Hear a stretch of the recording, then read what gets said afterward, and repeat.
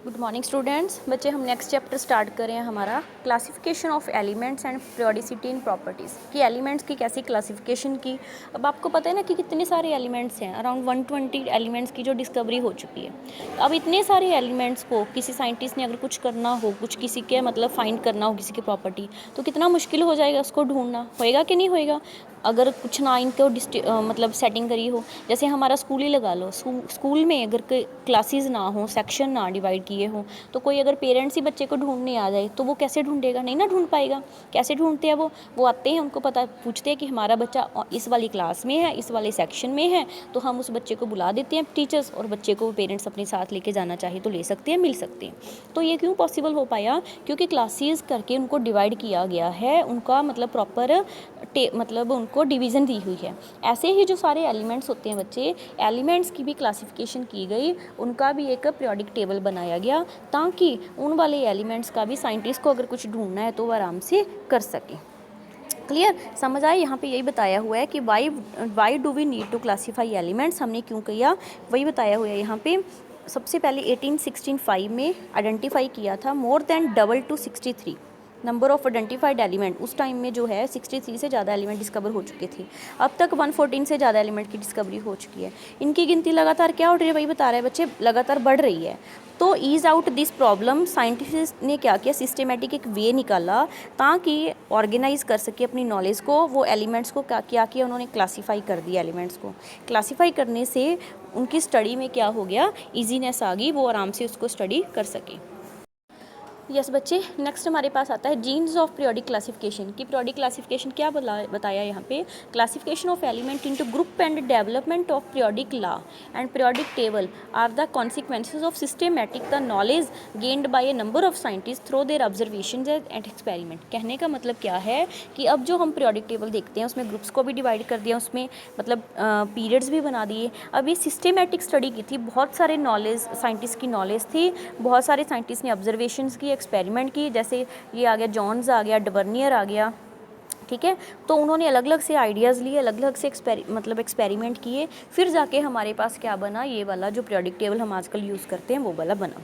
तो यहाँ से आपके पास सबसे पहले आता है 1829 में क्या किया बच्चे, डवर्नियर ने क्या किया, similarly among the physical and chemical properties of several groups, बहुत सारे ग्रुप्स की फिजिकल और केमिकल प्रॉपर्टीज सेम थी जिनकी, उनको 3 एलिमेंट्स का उसने एक क्या बना दिया, ट्रेड्स। क्या किया उसने, 3 एलिमेंट्स, जिन एलिमेंट्स की फिजिकल और केमिकल प्रॉपर्टी सेम होती थी, उन एलिमेंट्स को एक ग्रुप में रख दिया, 3 एलिमेंट्स को, और उसको क्या बोल दिया उसने, ट्रेड्स।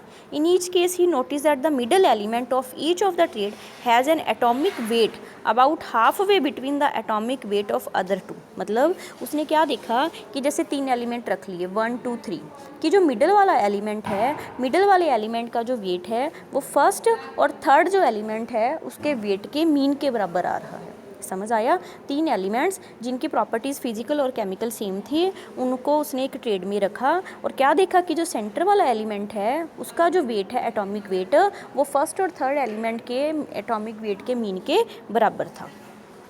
जी बेटा, जैसे इसकी एग्जांपल हम ये ले लेते हैं, लिथियम सोडियम पोटाशियम, इनकी फिजिकल और केमिकल प्रॉपर्टीज सेम होती हैं, इनको एक ट्रेड में रख लिया, ठीक है। एटॉमिक वेट इसका 7 23 39। तो आप क्या देखेंगे, 7 और 39 जो है उसका मीन निकाल लो, कितना आ गया, 46 डिवाइडेड बाई में 2 23। सेंटर वाला जो सोडियम है उसका मास कितने बच्चे, 23। तो अगर फर्स्ट और जो थर्ड एलिमेंट है उसके मास का हम मीन निकालते हैं, वो वैल्यू भी कितनी आ रही है, 23। मीन टू से कि सेकंड वाले एलिमेंट का मास क्या आता है, फर्स्ट और थर्ड एलिमेंट के मास के बराबर। तो ऐसे ही करके उसने ये वाला ट्रेड भी बनाया और ये वाला ट्रेड भी। टोटल उस टाइम उसने कितने ट्रेड बना लिए बच्चे, 3 ट्रेड्स।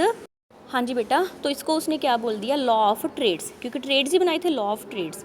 वर्कड, पर इसकी दिक्कत क्या थी, it seems to worked only a few elements, कुछ एलिमेंट्स के लिए ही ये वाला जो ट्रेड्स है वो चल पाया, सभी एलिमेंट्स के लिए नहीं चल पाया, इसलिए इसको क्या कर दिया गया, डिसमिस कर दिया, ठीक है। नेक्स्ट जो अटैम्प्ट किया क्लासीफाई करने के लिए वो फ्रेंच जियोलॉजिस्ट था, ठीक है, 1862 में। उसने क्या किया, जितने भी एलिमेंट्स नॉन थे उनको एटॉमिक वेट के इंक्रीजिंग ऑर्डर में रखा, ठीक है। सिलेंड्रिकल टेबल बनाया एलिमेंट्स का to display the periodic recurrence of properties. फिर से बता रही हूँ, एलिमेंट्स को कैसे रखा गया, उनके एटॉमिक वेट के इंक्रीजिंग ऑर्डर में रखा गया, और फिर क्या देखा गया, जो जब उसको रखा गया एटॉमिक वेट में तो उनकी जो रीअक्रेंस ऑफ प्रॉपर्टीज़, क्या देखा कि जो प्रॉपर्टीज़ थी एलिमेंट की सेम आनी स्टार्ट हो गई। हाँ जी बेटा, कैसे देखो, ये जो एलिमेंट है lithium, beryllium, boron, carbon, nitrogen, oxygen, सबको अगर आप देखेंगे एटॉमिक वेट के इंक्रीजिंग ऑर्डर में रखे हैं। देखो क्या आ गया आपके पास 3 4 5 6 7 8 9, ठीक है। नोवल गैसेस को अलग कर दिया, फिर उसके बाद उसकी फिर 11 12 13 14 15 16 17 फिर 19 20, मतलब इंक्रीजिंग मास में जब इनको रखा तो क्या देखा, जो एक आपके पास ये ग्रुप आ रहा है, एक मतलब वर्टिकल ग्रुप आ रहा है, उसमें जितने भी एलिमेंट्स आ रहे हैं उनकी प्रॉपर्टीज़ रीअक्कर कर रही है। मतलब जो प्रॉपर्टी लिथियम की थी वही सोडियम की है, वही पोटाशियम की है। ऐसे ही जो प्रॉपर्टी बोरॉन की थी वही एल्युमिनियम की है। मतलब यही बताया कि जब उसने एटॉमिक वेट के इंक्रीजिंग ऑर्डर में रखा तो क्या देखा कि जो एलिमेंट्स की प्रॉपर्टीज़ थी वो क्या होना स्टार्ट होगी, रीअक्कर स्टार्ट होना, दोबारा से आनी शुरू हो गई। ठीक है। तो उसने फिर क्या किया, उसने जॉन अलेक्जेंडर ने, न्यूटन्स ने 1865 में नया लॉ लेके आया जिसको बोलते हैं Newton's law of Octave.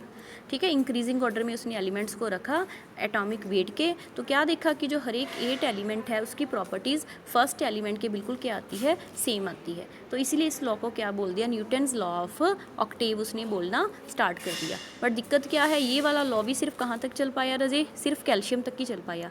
Calcium के बाद ये वाला आइडिया एक्सेप्टेड, मतलब जो ऑर्डर है वो सेम नहीं चल पाया, इसीलिए ये भी बहुत ज़्यादा वाइडली एक्सेप्टेड नहीं हुआ। ये वाला भी क्या हो गया, फेल हो गया।